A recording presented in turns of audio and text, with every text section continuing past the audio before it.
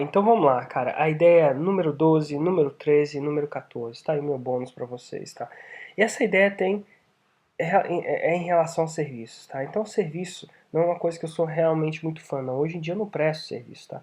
Mas se eu tivesse que começar do zero e tivesse que, enfim, cogitar em prestar serviço, esses são os três tipos de serviço que eu consideraria prestar, tá? Apesar do 14 não ser necessariamente um serviço, de repente cai numa área cinza, assim, uma área que não é nem preta nem branca. Mas enfim, tá, a primeira coisa, gerente de lançamento, tá? O que é? Com uma vez que você sabe lançar, você sabe de lançamento, que você fez esse curso do Fórmula de Lançamento, você sabe mais do que 99,999% das pessoas em relação a lançamento, tá? E muita gente tem demanda, a galera não sabe lançar.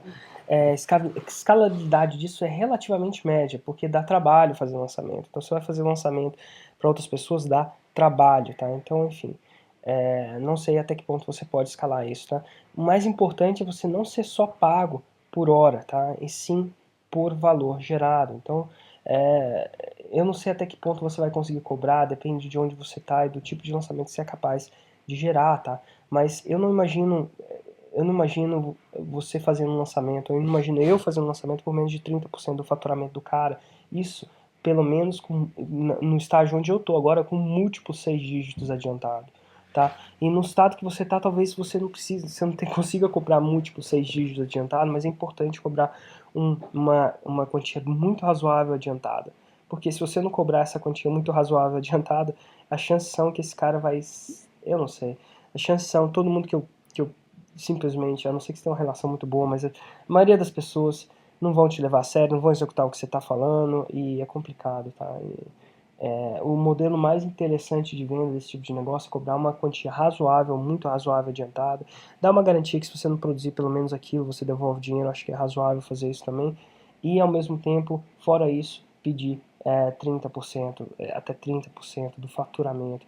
Mesmo porque quando você é gerente de lançamento, você constrói uma reputação incrível para a pessoa, não é só sobre o dinheiro, não. Se o cara não tiver feito o lucro zero no lançamento e ele já tiver a lista e tiver, enfim, aquela reputação às vezes vale mais do que tudo que aquele dinheiro. A maioria das pessoas que lançam sabem disso, que no final das contas não é o, sei lá, os 6 em 7 que você faz. É sim que você aprende a fazer e, e a reputação que fica vale muito mais. Quando você apertar o botão lançamento, chegar nessa área de faixa preta, de fazer 6 em 7, por exemplo, você vai ver que os 6 dígitos vai ficar pequeno perto dos outros benefícios que o lançamento tem. Poucas pessoas conseguem visualizar isso antes, tá? E é possível que seu cliente não consiga visualizar, mas é realmente a verdade, tá? Então, vamos lá. Gerente de lançamento é a primeira ideia. A desvantagem de gerente de lançamento é que pode ser muito bem pago. Eu conheço pessoas que ganham 8 dígitos como gerente de lançamentos lá fora, tá? A desvantagem é que você não cria ativos, tá? Então o ativo fica todo com o cliente. Um outro jeito de negociar, não só com dinheiro, assim, negociar parte da empresa da pessoa, tá? Então você faz um lançamento e negocia parte da empresa como pagamento. Grandes nomes do marketing mundial, tá? Grandes nomes hoje só trabalham com, eles só recebem parte em ações, tá? Então em ações da empresa. Então eles colocam metas e se essas metas são alcançadas, o cara ganha, sei lá, 50% da empresa ou 30% da empresa. Aí você fala, nossa, por que o cara vai me dar isso? Porque ele, enfim, a grande pergunta é quanto ele consegue fazer sem aquilo, tá? Muita gente consegue um ano em 7 dias com o lançamento, então vale a pena, tá? Então depende de você e depende da sua capacidade de negociar, tá? Mas o ideal é você conseguir fazer isso. Não sei se você vai conseguir fazer isso da primeira, mas à medida que você ficar um bom gerente de lançamento, você vai conseguir fazer isso, tá? Vamos lá. O segundo modelo é um modelo um pouco mais interessante, tá? É um modelo de infoeditora.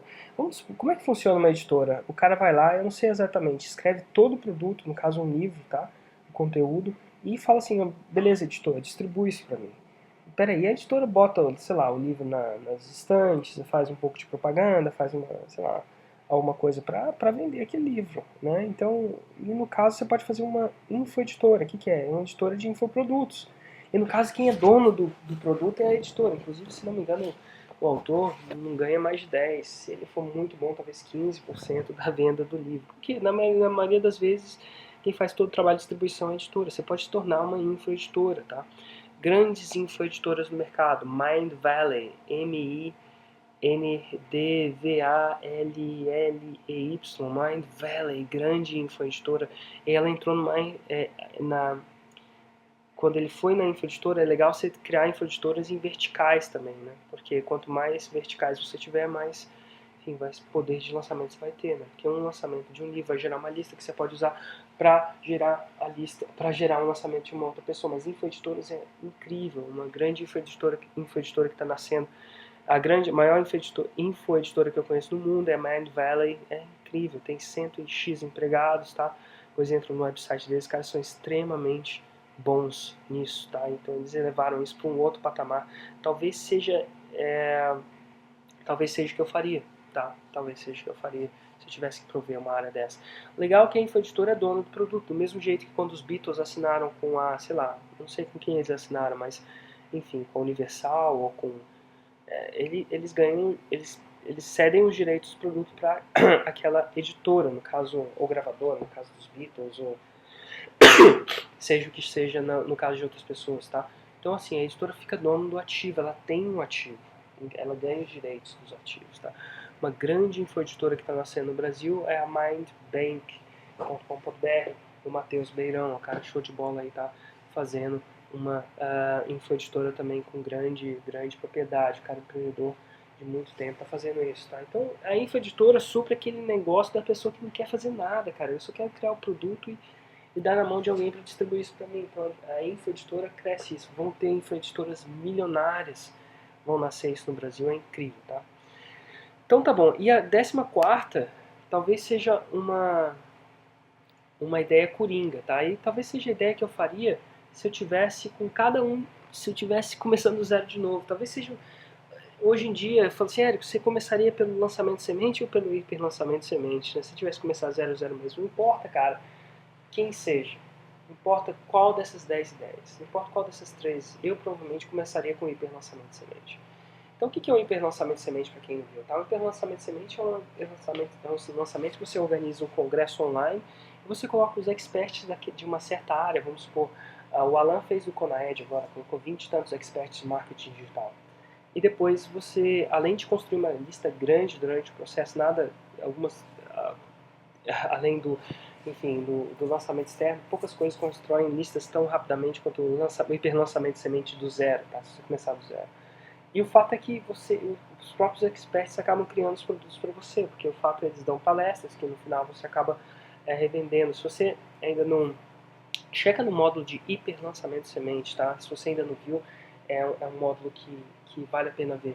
E, cara, é o melhor jeito de você entrar com os 4 patas no mercado. Sei lá, quem conhecia o Alan antes do Conaed? Algumas pessoas, hoje em dia, não só muitas pessoas conhecem, como todos os top players do mercado também conhecem.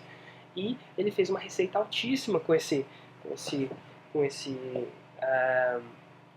congresso, considerando que o cara estava começando do zero com uma lista zero mesmo, tá?